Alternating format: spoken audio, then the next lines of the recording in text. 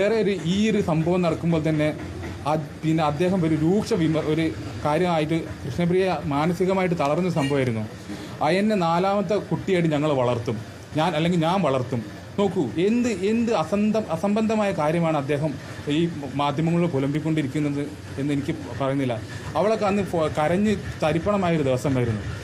ഞങ്ങൾക്ക് അങ്ങനെ ഒരു ആവശ്യകത ഞങ്ങൾ ആരെങ്കിലും മുന്നോട്ട് വെച്ചോ? ഇല്ല. അർജുൻ്റെയും ഈ കുടുംബത്തെയും ഫാമിലിയെയും മുന്നോട്ട് കൊണ്ടുപോകാൻ ഞങ്ങൾക്ക് തീർച്ചയായിട്ടും അതിനുള്ള പ്രാപ്തിയുണ്ട്. അതിനൊന്നും ഒരു ബുദ്ധിമുട്ടും നിലവിൽ ഞങ്ങൾക്കില്ല.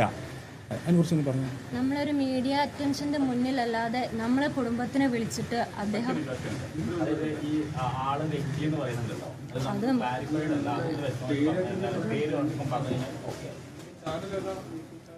നിരവധി ചാനലുകളുണ്ട്, നിരവധി യൂട്യൂബ് ചാനലുകൾ. അതെ തീർച്ചയായിട്ടും.